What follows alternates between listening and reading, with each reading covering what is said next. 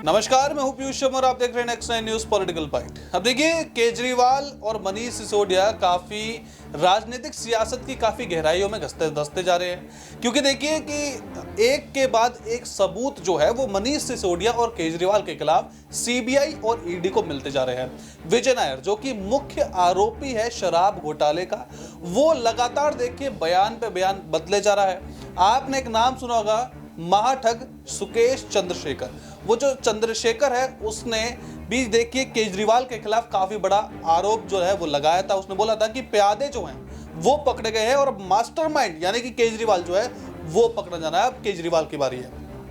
और उसके बाद देखिए कि केजरीवाल की रैली होती है जयपुर में, जहां एक तरफ केजरीवाल जो है वो जयपुर में रैली कर रहे होते हैं और दूसरी तरफ देखिए दिल्ली में भाजपा जो है, सिर्फ दिल्ली में नहीं, उत्तर प्रदेश में भी आप ले लीजिए, एमपी में भी केजरीवाल के खिलाफ जो है वो इस्तीफे की मांग जो है वो काफी बढ़ रही थी। केजरीवाल के सीएम हाउस के बाहर भी, विधानसभा के बाहर भी, जंतर मंतर पर भी, दिल्ली के जंतर मंतर पर और हर जगह देखिए बीजेपी का विरोध प्रदर्शन था केजरीवाल के घोटाले, केजरीवाल के भ्रष्टाचार के खिलाफ। और बार बार देखिए भाजपा जो है वो ये मुद्दा उठा रही है कि दिल्ली के सीएम पद से केजरीवाल को इस्तीफा देना चाहिए। और आज हम डिबेट इसलिए करना आया हूं क्योंकि देखिए प्रांची मेरे साथ मौजूद है। प्रांची इस मुद्दे को काफी टाइम से देखिए स्टडी कर रही है, इस पर खबरें बना रही है। और प्रांची से मैं सवाल पूछना चाहूंगा। प्रांची देखिए इस्तीफे का मांग कर रही है, केजरीवाल के खिलाफ सबूत है या नहीं है ये तो पता नहीं, लेकिन हाँ, सीबीआई की चार्जशीट में केजरीवाल का नाम जरूर है। अब इससे आपको क्या लगता है कि क्या केजरीवाल इस्तीफा दे पाएंगे? और अगर सीबीआई की जांच होती है, मान लीजिए एक बार को जांच हो भी गई, रेड पड़ गई उनके घर पे, सबूत भी मिल गए, तो फिर देखिए कि जेल का रास्ता कितना साफ हो जाएगा। देखिए पीयूष, ये बात हम बखूबी जानते हैं कि मुख्यमंत्री के पद पर आने के बाद अरविंद केजरीवाल का जो वर्चस्व है वो काफ़ी हद तक मजबूत होता हुआ नजर आया है। अपनी एक पार्टी को तकरीबन 10 सालों में नेशनल लेवल तक ले जाना, गुजरात के विधानसभा चुनाव में अपनी पार्टी का यहाँ पर खाता खोल देना काबिले तारीफ रहता है। क्योंकि देखा जाए आज के समय में अरविंद केजरीवाल को लेकर एक बात कही जाती है पीएम मोदी के लिए कि वह खतरे की घंटी बन चुके हैं अब पीएम मोदी के लिए। और यही डर है और यही डर उनको कहीं ना कहीं सता रहा है कि अब केजरीवाल का भी इस्तीफा कराना होगा। क्योंकि देखा जाए यहाँ पर रुख किया जाए, बीते कुछ समय पहले, बीते साल कुछ महीनों पहले हम सभी ने देखा था कि झारखंड के जो मुख्यमंत्री हैं हेमंत सोरेन, उनकी विधायकी भी दांव पर लग गई थी। वहां पर उन्होंने ये बातें कही थी कि बीजेपी की ये साजिशें रहती हैं कि जिन जिन राज्यों में बीजेपी सत्ता में नहीं है वहां पर सत्ता में आने के लिए, राज्य में सरकार बनाने के लिए बीजेपी डायरेक्ट यहाँ पर अटैक करती है सीएम पर, उनकी सरकार पर, और कैसे भी करके यहाँ पर सीबीआई और ईडी की छापेमारी देखने को मिलती है। तो हेमंत सोरेन का उस वक्त यही खुलासा रहा था कि यहाँ पर हमारी सरकार गिराने के लिए ये सब कुछ किया जा रहा है। और उस वक्त हमने ये बखूबी देखा था, जाना था कि उनकी सरकार को गिराने की बार बार कोशिशें की गई। राज्यपाल के फैसले का इंतजार किया गया कि राज्यपाल अब फैसला सुनाएंगे, लेकिन नजारा हमने क्या देखा कि यहाँ पर अब तक कोई भी फैसला नहीं लिया गया। हम क्या देख रहे हैं कि हेमंत सोरेन की सरकार आज भी यहाँ पर बरकरार है। अब बात आती है अरविंद केजरीवाल पर। अरविंद केजरीवाल की जो हुंकार है वह रुकने वाली नहीं है फिलहाल तो पीयूष, क्योंकि देखा जाए सबसे बड़ी बात यह है जो आज इस्तीफे को लेकर जो मांगे की जा रही हैं, उन मांगों पर रुख किया जाए तो ये बातें सामने आई हैं कि बीजेपी के नेता अब धरना प्रदर्शन देते हुए नजर आए हैं और वह यहाँ पर मांग करते हुए नजर आए हैं इस्तीफे की। ये बातें ना सिर्फ यहाँ दिखाई दे रही है बल्कि बिहार पर भी अगर रुख किया जाए तो बिहार के मुख्यमंत्री नीतीश कुमार के इस्तीफे की मांग भी उठी। तो आखिरकार बीजेपी की रणनीतियां क्या यही रह गई हैं? यहाँ पर आपको एक जानकारी दे दें कि कांग्रेस के तमाम नेता पीयूष यही कहते हैं कि बीजेपी अब जो लोकतांत्रिक हमारा देश है वहां पर एक ही पार्टी को रखना चाहती है। ये बात राघव चड्ढा कहते हुए नजर आए थे।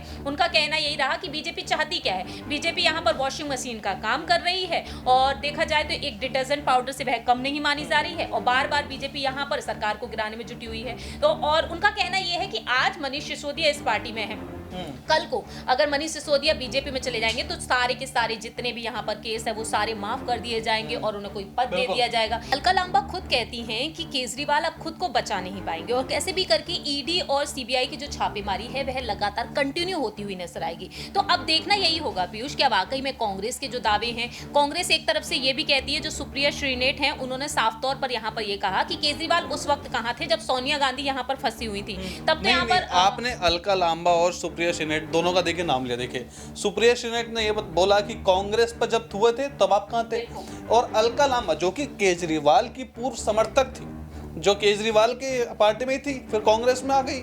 अब अलका लांबा ने ये आरोप ये लगाए उन पे कि देखिए केजरीवाल ने ही मनीष सिसोदिया को फंसाने की चाल चली है। ये केजरीवाल, ये अलकलामा ने बोला और बीजेपी के मनोज तिवारी ने भी वीडियो जारी करते हुए ये बोला कि केजरीवाल ही सब हर चीज का मास्टरमाइंड है। केजरीवाल फंसने वाला था तो इसलिए उसने मनीष सिसोदिया को फंसा दिया। तो इस पर आपकी क्या राय है, क्या सच में केजरीवाल की चाल हो सकती है?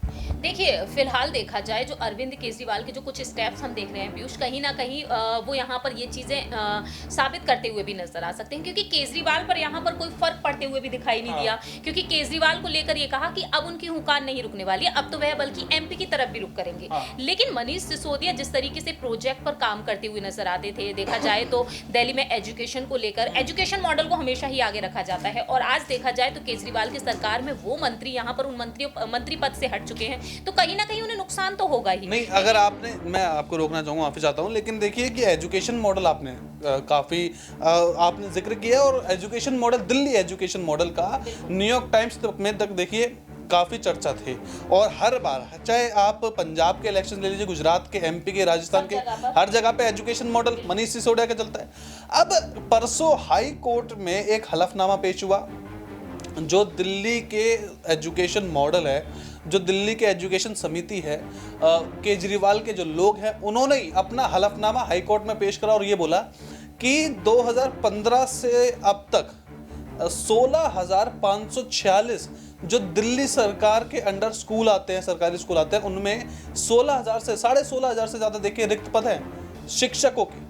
अब सिर्फ बिल्डिंग बना के आप कौन सा देखिए पढ़ाई करवा सकते हैं, ये क्वेश्चन उठता है ना। तो एजुकेशन मॉडल की तो पोल खुल गई है।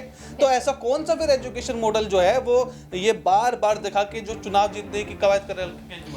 देखिए, ये बात आपने बिल्कुल सही कही पीयूष, क्योंकि देखा जाए अब जो हाईकोर्ट में जो बातें खुलकर सामने आ रही है, उससे यहाँ पर हमें सच्चाई सामने आएगी। क्योंकि अब तक हम यही सुनते आ रहे थे कि उनका शिक्षा मॉडल जो है वो काफी ज्यादा शानदार है, और उसी मॉडल के चलते वह आगे बढ़ रहे थे। हमने ये भी देखा कि बीच में अब सभी की जो बेटियां हैं वह घर बैठकर पढ़ाई भी कर सकती हैं, जिससे कि यहाँ पर अगर बेटियों को बाहर ना भेजना चाहे तो यहाँ पर एक तरीके से देखा जाए लॉकडाउन के समय में जो हमने स्थिति देखी उसे देखते हुए तो कहीं ना कहीं वो सारी चीजें फेल होती हुई भी दिखाई दे सकती हैं। क्योंकि अरविंद केजरीवाल की फ्री की रेवड़ी की जो योजना हमें देखने को मिलती है, उसे देखते हुए कहीं ना कहीं पीछे देखा जाए तो खोखलापन भी देखने को मिल रहा है। तो उसी चीज को अब सामने लाया जा रहा है। तो बीजेपी नेताओं का यही कहना है कि अब सीएम पद से कैसे भी करके उनको इस्तीफा देना चाहिए। लेकिन सवाल यही आता है, क्या वाकई में अरविंद केजरीवाल जो खरीद फरोख्त का दावा करते हैं बीजेपी पर कि यहाँ पर उनके विधायकों को खरीदने की कोशिश की जा रही थी, करोड़ों रुपए यहाँ पर प्रस्ताव में दिए जा रहे थे, तो ऐसी बातें सामने आई थी। तो मुझे लगता है कि बाकी के जितने भी विधानसभा चुनाव अब होने जा रहे हैं, मुझे लगता है कि वहां पर उन चीजों को देखते हुए बीजेपी की अब अलग रणनीतियां शुरू हो चुकी हैं, मांग उठना शुरू हो चुकी है मनीष सिसोदिया को ध्यान में रखते हुए। और शराब नीति घोटाले मामले से हटकर अब यहाँ पर देखा जाए तो अब जो तलवार लटकी हुई है वो अरविंद केजरीवाल पर लटकी है, क्योंकि धीरे धीरे वह राजस्थान की तरफ रुक कर रहे हैं, मध्य प्रदेश की तरफ भी रुक कर रहे हैं, और इसके आगे जितने भी चुनाव होंगे, कर्नाटक भी वह पहुंचे थे। कर्नाटक में उन्होंने कहा कि ईमानदार सरकार अगर आपको चुननी है तो आम आदमी पार्टी को एक बार यहाँ पर मौका तो दीजिए। यहाँ पर बीजेपी पर भी उन्होंने तंज कसा था। तो अब देखा जाए यहाँ पर अरविंद केजरीवाल की जो तमाम बातें हैं वो यहाँ पर कहीं ना कहीं सामने आ रही हैं, उसी तर्ज पर यहाँ पर अब इस्तीफे की मांग की जा रही है। देखना यहाँ पर यही दिलचस्प होगा पीयूष, क्या वाकई में अब मोदी सरकार इसमें कामयाब होती हुई नजर आएगी। लेकिन फिलहाल तो नहीं लगता है कि अरविंद केजरीवाल इतनी आसानी से इस्तीफा देंगे। नहीं, बिल्कुल। देखिए, काफ़ी अच्छे से बताया प्रांशु ने कि क्या इस वक्त अरविंद केजरीवाल की राजनीतिक पारी चल रही है और क्या कुछ देखिए हो सकता है। देखने वाली बात यह है कि आखिरकार अरविंद केजरीवाल क्या इस्तीफा देंगे। अगर ये वीडियो आपको अच्छी लगी तो इस वीडियो को लाइक कीजिए, शेयर कीजिए, हमारे चैनल सब्सक्राइब कीजिए। तब तक आप देखते रहिए next time news political bite.